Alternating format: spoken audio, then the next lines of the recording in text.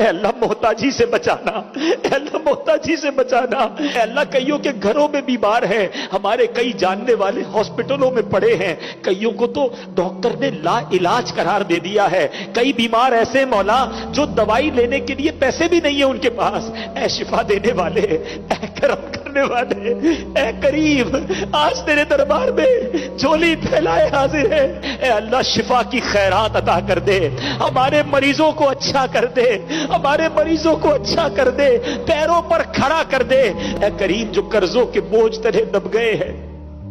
قرض لینے والے عزتوں کے در پہ ہیں، اے کریم غیب سے مدد کر،